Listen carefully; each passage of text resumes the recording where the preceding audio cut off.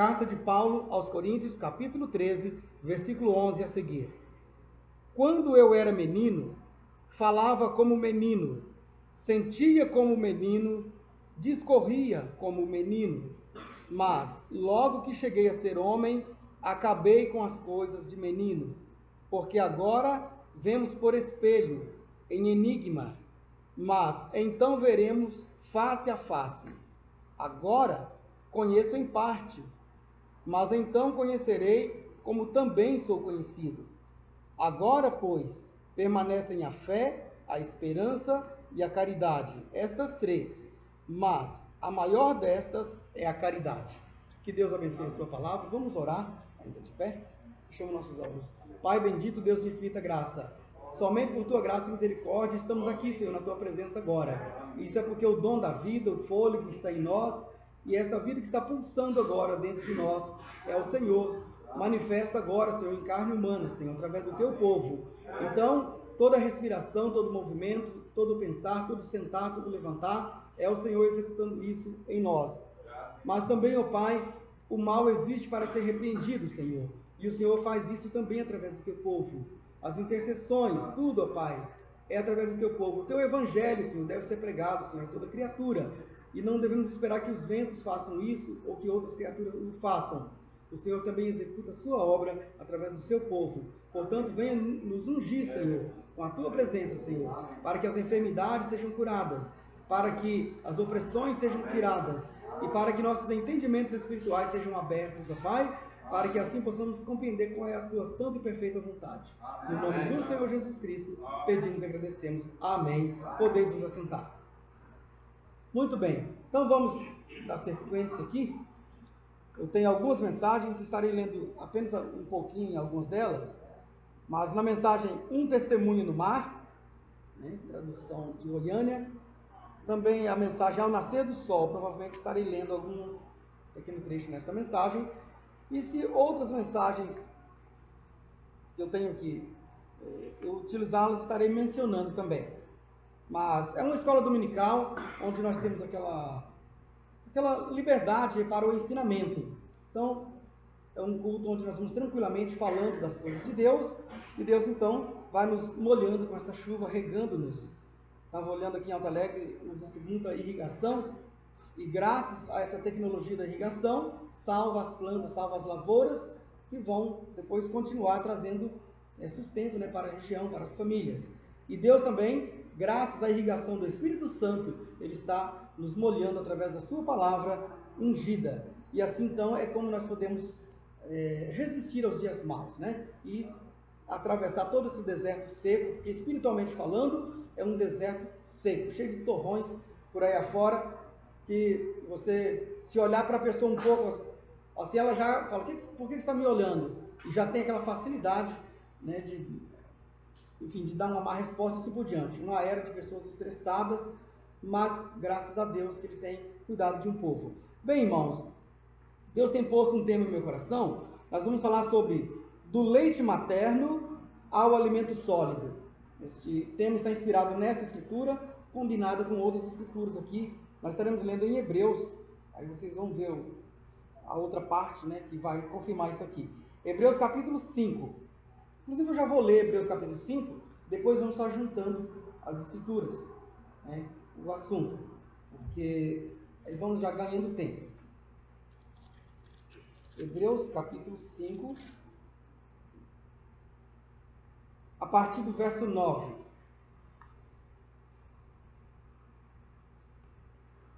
Eu vou ler desde o verso 8, para uma melhor compreensão. Quem por acaso não abriu sua Bíblia ainda, você apenas acompanhe atentamente e então siga o assunto, depois vocês têm a oportunidade para ler isso em casa, né? Ainda que era filho, aprendeu a obediência por aquilo que padeceu, e sendo ele consumado, veio a ser a causa de eterna salvação para todos os que lhe obedecem. Chamado por Deus, sumo sacerdote, segundo a ordem de Melquisedeque, do qual muito temos que dizer de difícil interpretação, porquanto vos fizestes negligentes para ouvir. Porque devendo já ser mestres, pelo tempo, ainda necessitais de que se vos torne a ensinar quais sejam os primeiros rudimentos das palavras de Deus. E vos haveis feitos tais que necessitais de leite, e não de sólido mantimento, porque qualquer que ainda se alimenta de leite, não está experimentado na palavra da justiça, porque é menino. Mas o mantimento sólido é para os perfeitos, os quais, em razão do costume, têm os sentidos exercitados para discernir tanto o bem como o mal. Nós lemos Hebreus capítulo 5, do verso 8 ao verso 14. Nesse instante, nós vamos então falar um pouco sobre essas escrituras e outras escrituras que nós viemos também a utilizar, citar. Talvez eu vou citar alguns e não vou ler, né, para não tomar tanto tempo. Mas então vamos falar um pouco nesse assunto aqui, do leite materno ao alimento sólido. Esse assunto tem vindo em meu coração constantemente. Eu até já preguei um dia em Brasilândia um assunto parecido com esse, dentro desse assunto. E eu próprio tenho me nutrido, tenho alimentado dentro disso. E aquilo que nós alimentamos, porque o pastor é ovelha também, ele come no mesmo pasto, come da mesma pastagem, alimenta do mesmo alimento. Então, se alimenta um, então alimenta o outro. Vamos então ver isso aqui. Aqui não está dizendo que não deva ser menino, porque todo homem, toda mulher, um dia foi criança. Então, na igreja de Deus, há pessoas nascendo espiritualmente. E quando passa pelo processo do novo nascimento, isso não tem nada a ver com a idade cronológica, né, que é o tempo, o aniversário, essa coisa toda. Mas às vezes uma pessoa tem 20 anos de idade, ou 40, ou 50, 60, e ainda nem nasceu para Deus. Ou talvez é um jovem, um adolescente, e já recebe o novo nascimento espiritual. Esse é um processo que não depende da idade, como eu já disse, da idade cronológica, mas da experiência pessoal com Deus. E então, quando essa pessoa nasce de novo, vocês lembram do caso de Nicodemos, né? Eu não vou tomar tanto tempo com o assunto de Nicodemos, mas a Bíblia diz de Nicodemos, um homem velho, um mestre em Israel, e ele chegou, foi ter de noite com Jesus, e foi chamar Jesus de bom mestre, o que eu devo fazer, né, para entrar na vida eterna, e Jesus disse para ele nascer de novo. E vocês sabem que Nicodemos não teve estrutura espiritual para compreender aquilo. Talvez ele era portador de diplomas, um homem muito entendido, porque era um mestre em Israel, mas ele deu um nó na cabeça de Nicodemos, travou o sistema de Nicodemos, e Nicodemos não foi mais ali. Quer dizer, Nicodemos ficou ali empacado, né, como aqueles burrinhos teimosos que não andam, né, pode bater que ele não anda, às vezes senta no chão, mas não vai. Nicodemos espiritualmente travou. Ah, Senhor, mas como que eu posso, sendo eu já velho, nascer de novo, né, entrar no ventre da minha mãe, tornar a nascer, tornar-se um bebê? Jesus falou, não tem como, tipo assim, não tem como, Nicodemos, eu continuar falando com você. Se você não entender estas coisas naturais, como que eu vou falar de coisas mais excelentes para você? E o certo é que você não encontra Jesus fazendo uma recuperação de Nicodemos, dando uma aulinha particular para ele, e ó, Nicodemos, é assim, Nicodemos. Naquela hora lá eu queria que você entendesse. Não, Jesus não foi gastar mais fosfato com Nicodemos, não. Então, é um encontro, muitas das vezes é uma oportunidade, ela passa. E nós então estamos aqui nesta manhã para vermos que não é defeito nenhum ser criança, é uma virtude ser criança. Mas se uma criança também nascer, uma criança saudável, e depois de alguns anos ela ainda continua aquela criança com as mesmas atitudes, não evoluiu nada, logo ela traz preocupação para aquela casa, né, para aquela família, e já vai ao médico para ver o que está acontecendo. Eu passei algum tempo sem vir aqui, já encontrei as garotinhas ali da Raquel, né, do Jair, andando de bicicleta, com habilidade, e umas já lavam louça, aquela coisa toda. Então que bonito ver as crianças crescendo e melhorando, aprendendo a ler, escrever. Então, quer dizer, a criança está crescendo. E há vários sinais de crescimento. Para você notar o crescimento na criança natural, o calçadinho começa a não servir mais, né, dentro do pezinho. E aí, então, isso é um defeito? Você vai ficar bravo porque o sapato não serve mais? Não, vai ficar feliz que a criança está saudável, está crescendo. Graças a Deus, que tem que deixar aquele sapato, dar para outro. E e comprar novos sapatos, é porque a criança está crescendo o pezinho, porque ela está crescendo, tem dinâmica dentro dela, tem vida. E um corpo com vida dentro, esse corpo não fica parado, né? Ele vai crescendo até o limite que Deus deu, o limite da nossa perfeição. E assim, então, eu falei do sapato, a roupa, e você vai observando tudo, né? O entendimento da criança, e ela para com certas perguntas, com certas coisas, com certos questionamentos, porque vai crescendo. Então a gente também começa, até eu tenho uma escritura aqui anotada, eu disse que alguns eu vou só citar, tá? Apenas para nós ganharmos muito tempo. Ela está em São Mateus, capítulo 18, versos 2, 3 e 4. Essa eu vou citar somente, tá? São Mateus 18, desde o verso 1, 2, 3 e 4. Esses primeiros 4 versículos de São Mateus 18, claro, eu estudei todas as escrituras antes, e já, apesar de já ser conhecida, mas como responsável por trazer a palavra aqui, temos que ler isso, porque vocês irão ler isso depois, ou já leram antes. Ali é quando os discípulos estavam com uma certa preocupação, que a gente vê muito hoje também. Porque o irmão Breno diz que a cena se repete. Aquilo que foi lá no passado, então, hoje também é. Então os discípulos preocupados em saber quem era o maior, já que foram chamados por Jesus Cristo para seguir a ele. Aí Pedro olhava para Mateus, Mateus olhava para Lucas, e será quem é de nós que é o maior? Será quem é que manda mais aqui? Mateus é que manda, ou eu que mando, ou João manda? Quem? Será quem é o maior de nós? E Jesus percebeu aquele espírito e falou, traz um menino lá. Trouxeram um menino, aliás, foi feita a pergunta mesmo, né? Senhor, qual de nós aqui é o maior? Isso seria bom se eu estivesse lendo aqui mesmo, mas eu quero passar só citando, porque outras escrituras de repente eu terei que realmente abrir para ler aqui. E assim então, Jesus mandou trazer um menino e ilustrou a situação diante deles. Deu uma aula bem ilustrada. Está vendo esse menino aqui? Então, qualquer que, se não se fizer humilde como uma criança dessa, de modo nenhum entra no reino dos céus. Então, tem que ser humilde e fazer como uma criança dessa, aí então você é o maior. Certo? Então você veja que o início na carreira é de baixo para cima, é com humildade, é como uma criança. Só que essa criança vai recebendo trato, alimento, e aí ela vai se moldando, e dali um tempo, espera-se, se passar 10 anos, 20 anos, espera-se que você não vai encontrar aquele menino ainda como ele era anos atrás. E o apóstolo Paulo, o apóstolo da primeira era da igreja, de Éfeso, os ensinamentos dele ainda é válido hoje, após 7 eras da igreja.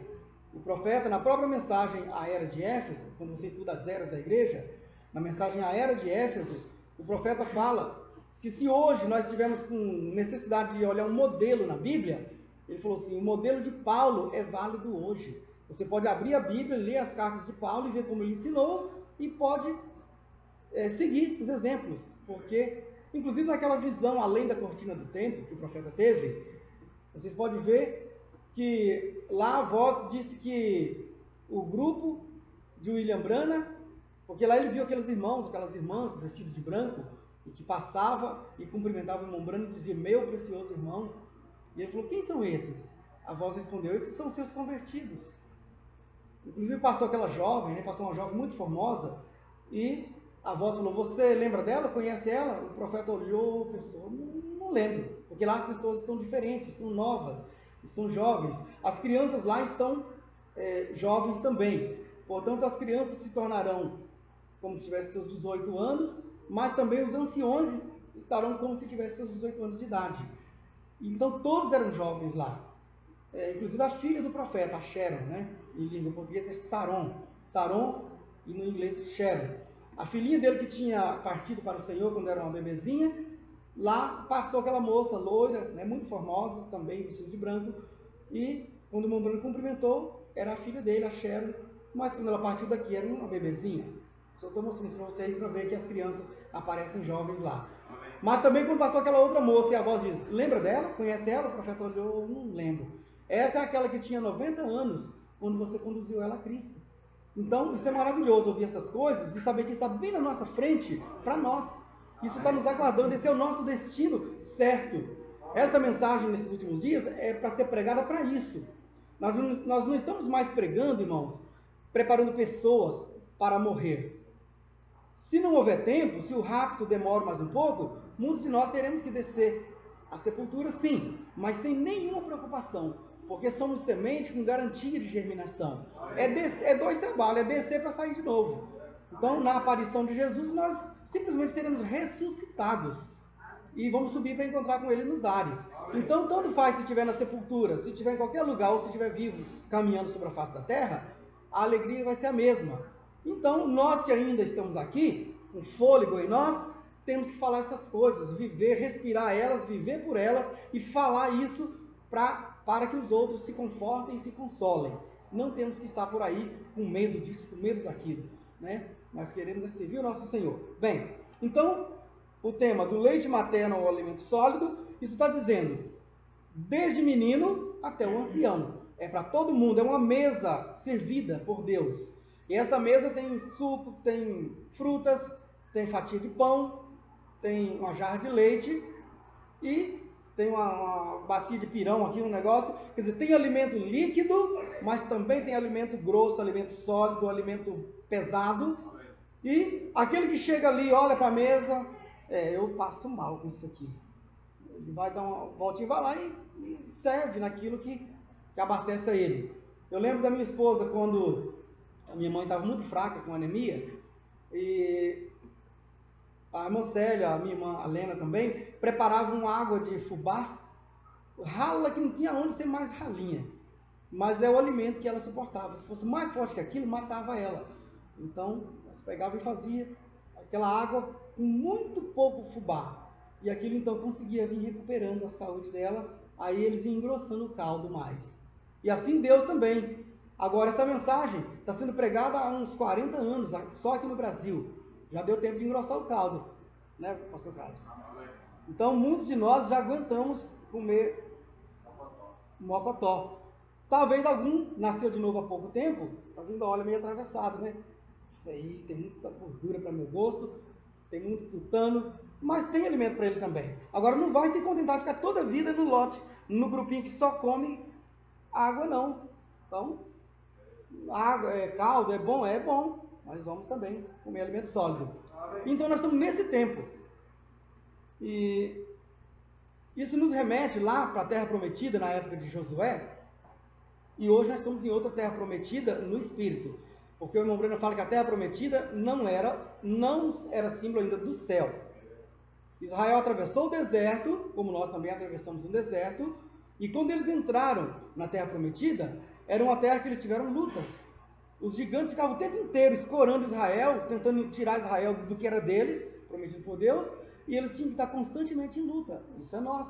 O irmão Breno fala que nós temos que estar provando para o diabo o tempo todo, cada centímetro, cada polegada quadrada das nossas conquistas. Então nós conquistamos o nosso território, sim, porque Deus nos ajuda e faz o inimigo ter que afastar para nós entrarmos. Mas esse afastamento do inimigo não é automático, não. Ele não só vai vendo você, ele tenta te escorar. Tenta não, ele escora. Só que você, por fé, você pisa em cima dele se ele não sair da frente. Porque Satanás tem duas escolhas, ou ele sai, ou ele fica e é esmagado. Porque Lucas, sempre eu cito essa escritura, não sei porquê, Lucas 10, 19, eis que eu vos dou poder para pisar. Eu gosto demais dessa escritura, porque eu me vejo eu mesmo, descendo o pezão em cima de Satanás e pisando ele. E vejo todos vocês fazendo isso. Então, eis que eu vos dou o poder para pisar. Pisar quem? Serpentes e escorpiões. Então, você já sente assim, no espiritual, você sente estalando o esqueletinho dele lá. Por quê? Porque Deus nos deu esse poder. E essas serpentes e escorpiões são doenças, são tentações, são lutas, são provas, mas foram feitas para ser pisadas por Jesus Cristo através dos nossos pés. E nada vos fará dano algum. Pisar tudo isso aí, toda a força do mal, e nada vos fará dano algum. Então estamos aqui em pleno trabalho disso. E lá na Terra Prometida, depois de Moisés conduzir todo aquele povo, Moisés entregar a lei de Deus para o povo, Deus viu que Moisés tinha cumprido a parte dele. Como o irmão Brana também, Deus já trouxe o profeta, já cumpriu, ele já pregou todas as mensagens. Ele não tem que ressuscitar de novo, numa ressurreição isolada, e tornar a vir a pregar para nós. Já pregou as mensagens. Deus já disse para o profeta, deu a ele um filho chamado José, todos nós sabemos, do irmão José, ainda está vivo. E Deus disse, através do irmão Brana, em diversas mensagens, eu pesquisei isso lá, que José seria um profeta, não um profeta continuador do ministério do irmão Brana, mas ele seria um armazenador de alimento como José do Egito. José do Egito não foi um pregador, Ele não abriu igreja e saiu pregando sermões, mas ele armazenou. Deus deu a ele aquele dom de fazer um grande armazém e guardar alimento. E quando veio o tempo da fome, que ninguém produzia alimento, então só ali naquele celeiro tinha alimento. E as pessoas vinham, somente dali conseguiam. E nós temos alimento, ó, à vontade, né? As mensagens estão aí e nós podemos receber e ler essas mensagens. O profeta nos diz para nós ter o cuidado de não interpretar, de não acrescentar e de não tirar. Lê, e se nós não entendemos, vamos ler de novo, vamos pedir a Deus até que Ele venha e abra para nós, né? Lembrando de Deuteronômio 29, 29, que as coisas ocultas são para o Senhor nosso Deus, porém as reveladas são para nós. Então, se tem uma coisa que eu não entendo mesmo, eu não vou brigar, eu não vou discutir por que eu não entendi. Deixa passar aquela parte. Talvez Deus não quer que eu entenda aquela parte ali, porque Ele vai dar aquele entendimento para o outro irmão. E eu terei que ter a humildade de ouvir aquilo da boca do outro irmão e parar a pensar, achar difícil, mas falar amém. Isso aconteceu, irmãos, com Pedro, por exemplo. Pedro era o pastor por excelência. Jesus Cristo que falou: Pedro, apacenta o meu rebanho. Então Pedro foi o primeiro pastor. Mas você vai lendo nos Atos dos Apóstolos, chega em Gálatas, você vai encontrar um lugar ali que o apóstolo Paulo, que se converteu a Cristo depois de Pedro, ele chegou, mas ele era o apóstolo para aquela era. E ele era o apóstolo profeta, que eu quero dizer, para aquela era. E Paulo chega uma hora e repreende Pedro, porque ele percebeu que Pedro estava puxando mais para os judeus que se converteram ao cristianismo naquele tempo, porque o cristianismo, essa noiva, ela é feita de todas as nações. É um povo tirado dentre os gentios, para o seu nome. Então ali tinha judeus, tinha gregos, tinha gente de toda a nação. E Pedro, sendo um judeu por nascimento, mas convertido no cristianismo, como Paulo também era um judeu por nascimento, e também convertido ao cristianismo. Mas a visão que Deus deu a Paulo, uma visão mais ampla, viu que não era para fazer distinção de pessoas. E Pedro era um bom cristão, mas naquela hora ele sofreu a tendência, no concílio, na reunião lá de Jerusalém, de ficar mais aquela rodinha com os que veio da nação dele. E Paulo diz assim: e quando eu vi que Pedro se comportava daquela maneira, lhe resisti na cara, porque vi que era repreensível. E Pedro não ficou de mal com Paulo, dali para frente não. Ao contrário, você lê as cartas de Pedro mais para frente, tem 1 Pedro e 2 Pedro, você encontra Pedro fazendo referência assim, as cartas do nosso irmão Paulo, nas quais há pontos difíceis de entender. Então Pedro achava pontos difíceis também nas cartas de Paulo. E só que ele não falou assim: ó, Paulo é do diabo, porque Paulo escreve umas coisas que a gente não entende direito. Não, escreveu coisa difícil de entender, mas Pedro ainda ajudou. Ele falou assim: das quais os indoutos e inconstantes torcem para a sua própria condenação. Então Pedro ainda defendeu as escrituras escritas por Paulo, e é o que nós também vamos fazer. Se não entendemos, deixa eu citar o Espírito Santo me traz dentro desse assunto ainda, tá? Para ficar batido e rebatido. Quando Jesus ressuscitou, vocês podem ver que muita gente gostaria de ter visto ele, mas quem coube a sorte de ver ele primeiro, eu falei sorte, mas não sei se é sorte, é porque Jesus predestinou daquela forma. Aquelas mulheres que foram ao sepulcro para levar um unguento, né, para ungir o corpo dele lá, chegou lá, o anjo disse: vocês procuram o vivo entre os mortos? Ele já ressuscitou. E então, após elas verem o anjo, elas olharam, e atrás delas estava alguém, bem assim, com um sorriso um semblante bem alegre, era o próprio Jesus. Aí ele aproveitou e já falou para elas: ide e anunciai aos meus discípulos. E isso não está falando para as mulheres saírem dali e ser pastoras, pregadoras. O profeta ensina para nós todas as vezes, que a mulher na Bíblia simboliza a igreja. Então está dizendo para a igreja, para nós: vá e fala para os outros. Então as mulheres foram e falaram. Depois chegou também 2 discípulos, também saíram com a incumbência de falar. Por que Jesus não fez com que todo mundo reunisse? Você lê isso na mensagem, o maior plantão de notícias da história. O profeta explica ali. Jesus poderia ter feito diferente, congregado todo mundo num grande auditório e aparecia para eles ressuscitado. Eu falei: ó, aqui está eu ressuscitado. Ó, Pilatos, você que pensou que tinha me pegado, você, Herodes, aí, aqui estou eu. Não, mas Jesus não quis fazer assim, não é assim que ele faz. Ele fala para 1, para 2 ou para 3, e aqueles falam para os outros. E os outros, então, têm que crer pela fala dos que falaram para ele. Então, o Espírito me disse que agora, que é para falar, para fechar essa parte do assunto, é que quando Jesus apareceu ressuscitado para os discípulos depois, ele lançou em rosto, não é assim? Ele não lançou em rosto a sua incredulidade por não haverem crido nos que antes tinham visto e falado? Então é assim. Então, para algum irmão, a mentalidade é aberta. Para o outro não é aberta naquela hora, mas vem a abertura depois. Se somos predestinados, antes ou depois, vai chegar a nossa vez de também compreendermos essas escrituras. Bem, amados irmãos, então na Terra Prometida, ainda, né? Lá Josué, depois do ministério de Moisés ser cumprido, entra Josué em cena. Deus coloca Josué em cena, mas a recomendação, Josué, não se aparte nem para a direita e nem para a esquerda do livro dos ensinamentos que meu servo Moisés deu. Então, Josué foi apenas um continuador dos mesmos ensinamentos de Moisés. Só que Josué não era mais um legislador. Tipo hoje nós temos aí na prefeitura vereadores que eles trabalham no poder legislativo, quer dizer, fazendo uma lei. Às vezes não tem lei ainda para amparar certas coisas na cidade, então eles têm o poder de sentar, pensar e criar uma lei para aquele assunto que ainda não existia uma lei. Isso é legislar. Moisés foi um legislador. Ele foi lá e Deus deu as leis e Moisés as escreveu. Deus escreveu, né, com o punho de Deus, e Moisés trouxe para o povo, e Moisés então foi tido como um legislador. Só que Moisés falou que o Senhor, nosso Deus, levantará um profeta semelhante a mim, e esse profeta, nós sabemos, é Jesus Cristo. Quando Jesus Cristo foi levantado, então ele foi um profeta semelhante a Moisés. Ele também legislou, trouxe leis para nós. Ele disse assim, não está escrito, não matarás? Pois eu digo que aquele que odiar o seu irmão, e assim sucessivamente. Então Jesus legislou para nós.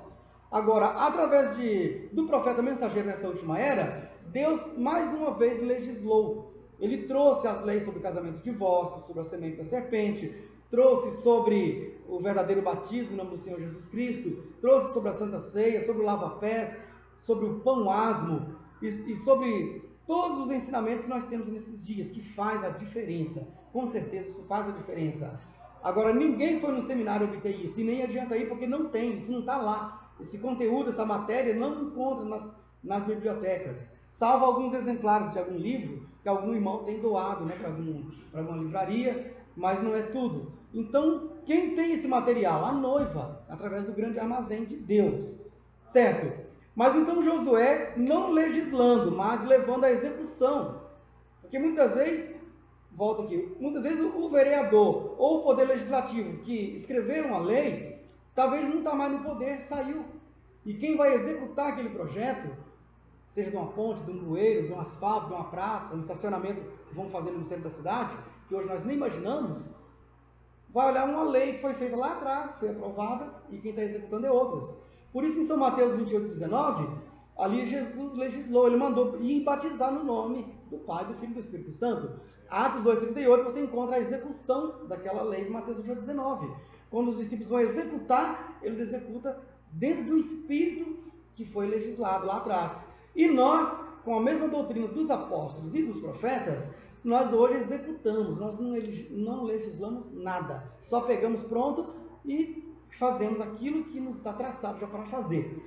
Bem, então em Josué, que eu preciso de fechar essa parte aqui. Josué apenas fez um assentamento. Há um tempo que é aquele converseiro, né? Fala em assentamento, né? Que tem assentamento rural. Aquele converseiro, e aquela terra lá, e não sei o que, é devoluto, não é, tem dono, não tem. Mas chega um tempo que daí acontece o assentamento. Vou usar coisas naturais só para a gente trazer para o espiritual. E chega um tempo que tem que vir o órgão maior do governo, que tem responsabilidade sobre esse assunto, o INCRA, né, no caso nosso aqui, e passa por lá e vê como que tá as coisas e ajeita, você é aqui, o outro é ali, e legaliza aquilo ou não legaliza, faz o que tem que ser feito. Mas geralmente passa e regulariza, né?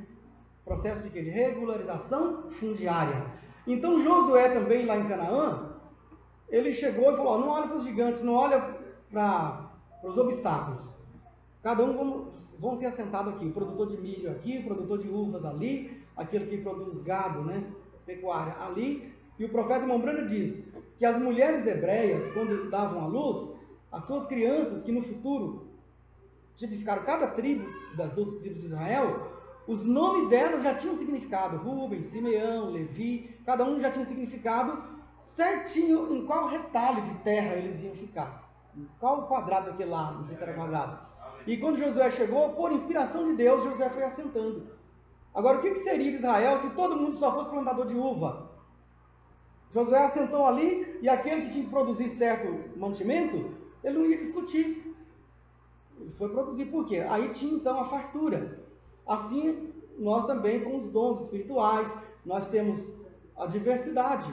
E todos nós então juntos, o profeta, eu não me lembro agora qual é a mensagem, mas recentemente eu li uma mensagem, que o irmão Breno fala que todos nós juntos estamos segurando uma parte do poder de Deus nesses dias.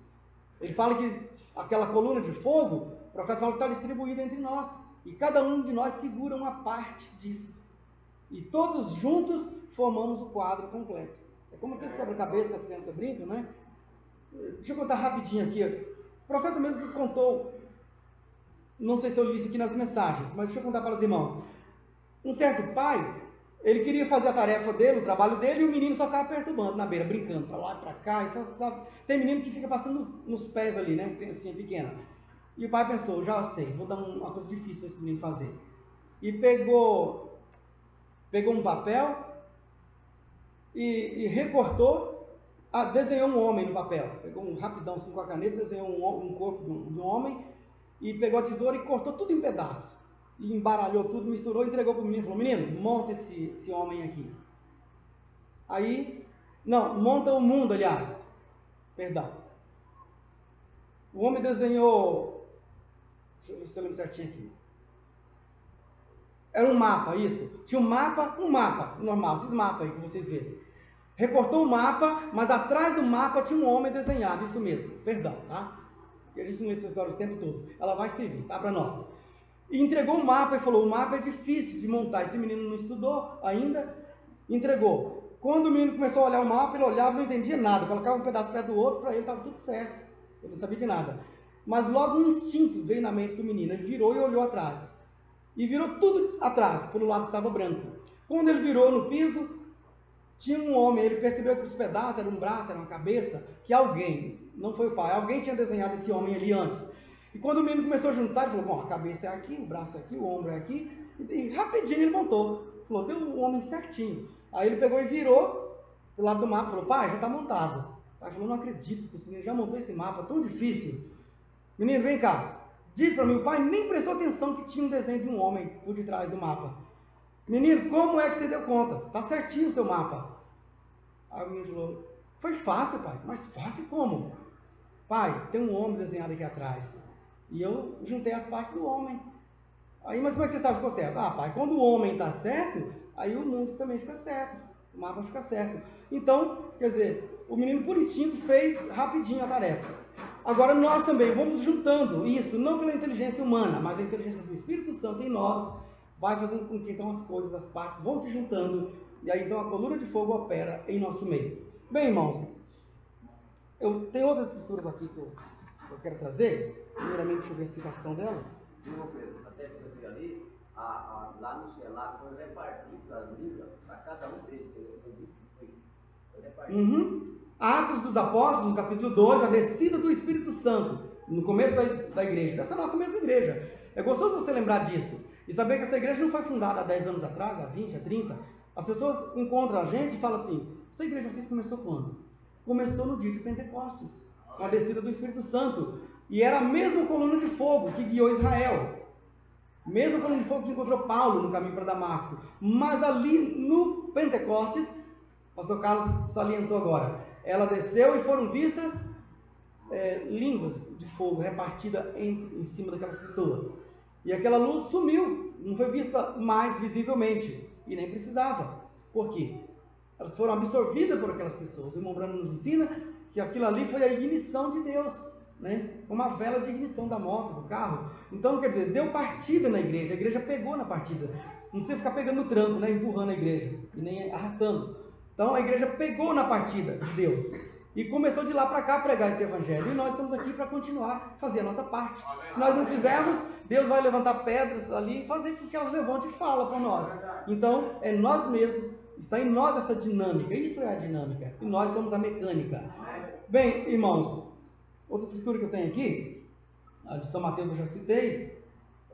Em 1 Coríntios, capítulo 3, verso 2. Eu vou ler essa aqui, ela está bem pertinho aqui de mim. 1 Coríntios, no capítulo 3. Também é uma escritura muito conhecida, e ela pode ser apenas citada, mas eu sinto de ler essa escritura com vocês. 1 Coríntios, capítulo 3.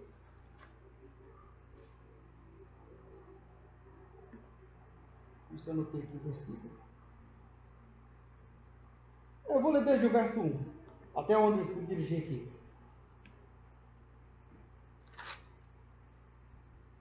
E eu, irmãos, não vos pude falar como a espirituais, mas como a carnais, como a meninos em Cristo.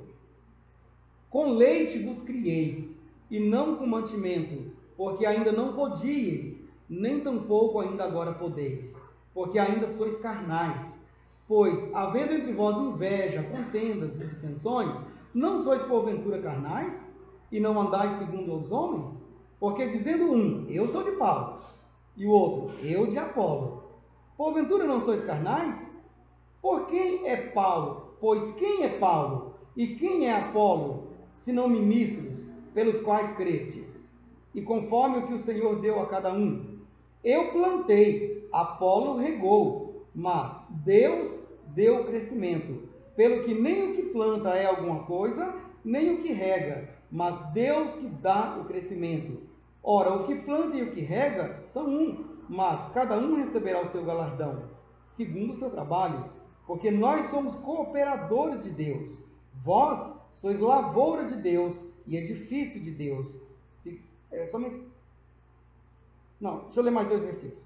Segundo a graça de Deus que me foi dada, pus eu, como sábio arquiteto, o fundamento, e outro edifica sobre ele. Mas veja cada um como edifica sobre ele, porque ninguém pode pôr outro fundamento, além do que já está posto, o qual é Jesus Cristo. Eu li até o verso 11. Bem, então o fundamento é Jesus Cristo, já está posto. E nós então vamos trabalhar sobre esse fundamento. Somos todos lavoura de Deus. Agora, Paulo chamou a atenção que ele não podia alimentar esses irmãos lá da cidade de Corinto com alimento sólido. Ele criou eles com leite e tinha que manter eles na mamadeira, tipo um bezerro guacho, até não sei quanto. Então, por quê? Porque não dava para poder fortificar o alimento deles ainda. Porque eles ainda tinham passado tanto tempo e eles ainda ficavam, eu sou de Paulo e você? Aí eu sou de Apolo. Então, enquanto essas coisas estiverem acontecendo, Paulo chamou de carnal, né? E de coisas de menino. Agora, não, eu já disse no início, não é defeito de ser menino, no tempo de ser menino. Mas há um tempo que se espera mais desses meninos, que eles vão crescer e que o comportamento vai melhorar, vai ser transformado. E então, é nesse sentido que Paulo está nos chamando a atenção. Vamos para outras escrituras. Já li 1 Coríntios 3, 1 Coríntios 13, certo, terminei as 1 Coríntios. Agora vamos ler em Hebreus. Hebreus no capítulo 5. Também eu vou fazer questão de ler aqui nas escrituras. É uma escola dominical e deixo de ler várias escrituras para que a gente possa ler outras, né, que julgamos mais necessárias. Porque senão teria que ficar aqui 2 horas, 3 horas e tomaríamos